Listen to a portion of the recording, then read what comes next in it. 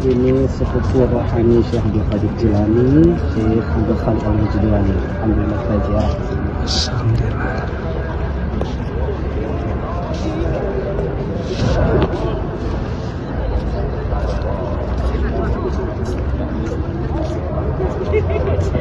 كلام ايه اللي بيه هوصف هواك عايش في الدنيا دي عشان اعيش فيه كل كلام الدنيا بحاله شوية عليه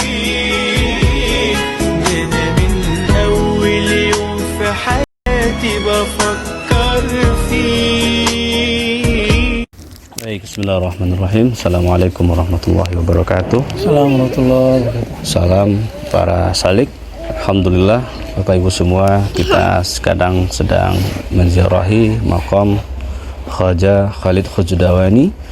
Dan alhamdulillah tadi kita sudah melakukan zikir bersama, kemudian mengamalkan apa yang beliau telah ajarkan kepada kita semua yang tentunya memiliki sanad bersambung sampai kepada beliau, sehingga apa yang kita lakukan hari ini adalah dalam rangka menelusuri silsilah menjemput rasa menuju hadratnya.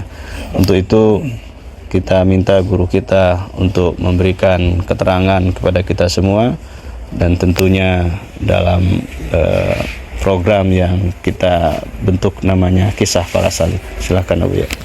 Bismillahirrahmanirrahim. Alhamdulillah, Allah izinkan kita yang hina ini berkunjung ke orang-orang suci. Wali pertama yang membawa zikir tariqah yang masyhur hari ini kita sebut dengan tariqah Naqsyabandiyah, dan barusan saja kita talqin ya.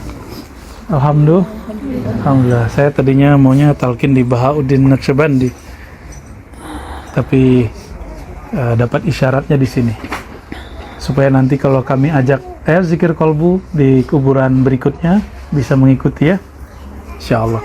Jadi beliau terkenal dengan imam yang berguru kepada dua jalur, satu jalur keulamaan yaitu Yusuf Al-Hamadani kawan Imam Ghazali, yang kedua jalur kerohanian yaitu Sidi Al-Khadir alaihissalam langsung dibimbing Nabi Allah Khidir. Bahkan nama beliau disebutkan dalam Rasya'at Ainul Hayat, beliau diberi nama oleh Nabi Allah Khidir, tentunya nama itu dari Nur Sayyidina Muhammad sallallahu alaihi wasallam.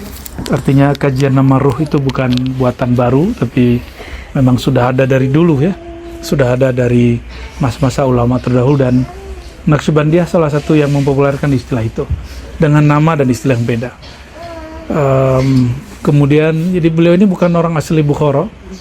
Dia orang Malta, pulau antara Eropa, Asia dan Afrika, yang berbahasanya bahasa Malta, tapi pas dicek mirip bahasa Arab, tapi tulisannya bukan Arab, mirip seperti orang Bukhara hari ini.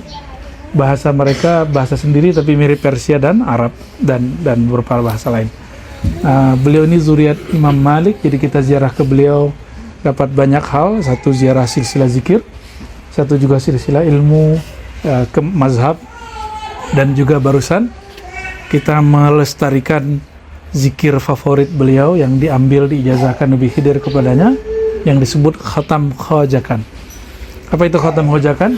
Di satu majelis dibaca Fatihah 7 kali, sholawat 25 kali, istighfar beberapa kali, dan kulhu 1000 kali. Karena jumlah kita banyak, tadi saya perkirakan kira-kira sudah sampai 1000, lalu kita stop. Lalu balik lagi ke Fatihah dan sholawat, lalu kita kirimkan kepada Nabi SAW, kepada silsilah para anbiya dan para ahli zikir. Jadi beliau pasti senang sekali. Bayangkan kita sudah mati lama terus orang masih ingat ilmu kita, kan senang. Kalau punya hadiah, hadiahnya disimpan sama orang yang kita beri, senang nggak? Bahkan dipakai sama dia, senang nggak? Ini hadiah dari beliau untuk kita, dan kita bawa lagi, kita baca di hadapan beliau. Semoga Allah meridainya dan meridai kita semua, amin ya rabbal alamin. Dan kita diterima sebagai muridnya, amin. Amin ya Allah. Baik Bu ya, ini sedikit. Itu kan beliau juga mempopulerkan ada beberapa istilah, diantaranya adalah Dar Anjuman. Mungkin Buya bisa spill sedikit, walaupun ini sudah kita spill dulu waktu kita suluk dengan baca kitab Rosaat Ainul Hayah. Oh ya, beliau karena berdomisili di negeri yang waktu itu dominan bahasa Persia, maka beliau merumuskan ajarannya menjadi beberapa bagian, sekitar 11 ya. Ya. Itu dengan bahasa Persia, misalnya dimulai dari Husdardam, Dordom gitu-gitu baca kali ya.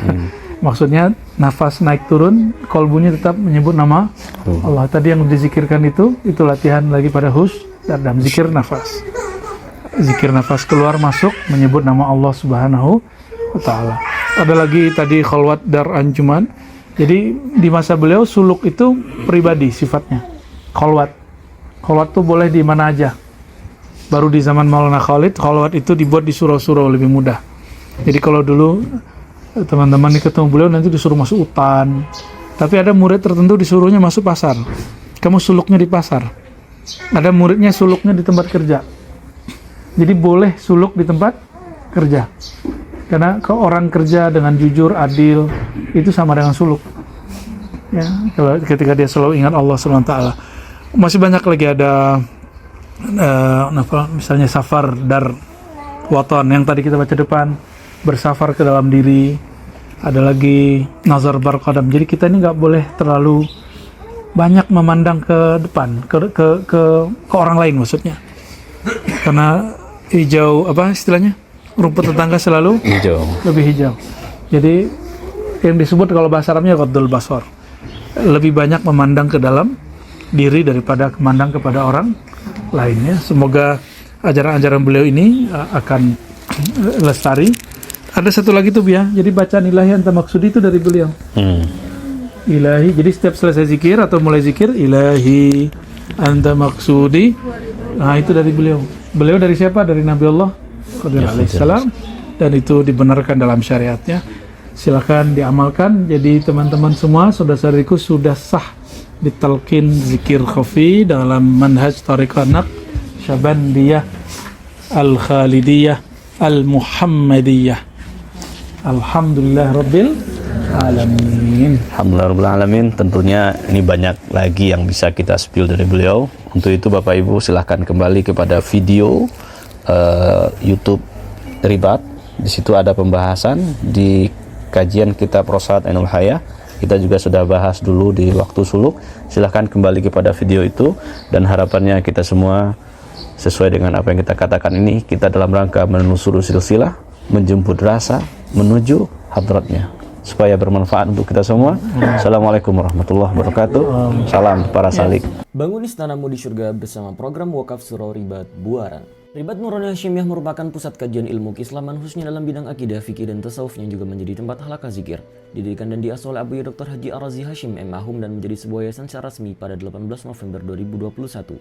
Cikal bakal kehadiran yayasan ini sudah ada sejak 2011 dan dengan spirit yang dibangun sejak saat itu, hingga sekarang Ribat Nuraniyah Hasyimiyah terus aktif mengadakan kajian dan zikir secara rutin. Pada awalnya, seluruh kegiatan Ribat terpusat di Komplek Ruko Ciputat Indah Permai dengan kapasitas sekitar 70 orang. Seiring berjalannya waktu, antusiasme jemaah terus bertambah sehingga kapasitas ruangan kurang memadai untuk menampung sejumlah hadirin. Inilah yang menjadi salah satu tujuan pembangunan Surau Ribat yang saat ini sudah masuk tahap konstruksi sejak 1 Agustus 2024. Selain untuk memfasilitasi ruangan kajian yang lebih kondusif, surau ini juga dibangun untuk berbagai kegiatan ke depannya. Salah satu di antaranya juga untuk kegiatan zikir dan suluk bagi para salik. Untuk itu, kami mengajak para sahabat untuk turut serta dalam menebar manfaat dan syiar dakwah melalui program wakaf pembangunan Surau Ribat Buaran. Wakaf bisa disalurkan melalui nomor rekening yang muncul pada layar atau juga bisa melalui website resmi kami di wakaf.nuraniyaofficial.com. Melalui website tersebut, sahabat bisa mendapatkan informasi terkini seputar perkembangan pembangunan surau. Untuk memulai wakaf, cukup klik donasi sekarang, lalu pilih nominal yang tersedia atau silakan masukkan sendiri nominal yang ingin diwakafkan. Klik tombol lanjut ke pembayaran dan sahabat bisa masukkan nama serta nomor WhatsApp yang nantinya akan digunakan untuk mendapatkan pesan wakaf secara otomatis. Sahabat juga bisa memberikan doa terbaik sebagai bentuk dukungan untuk pembangunan surau. Terakhir, klik transfer sekarang untuk memproses data wakaf sahabat. Untuk segala bentuk dukungan dari para sahabat semua, kami ucapkan terima kasih. Jazakumullah ahsanal jaza wa barakallahu fiikum.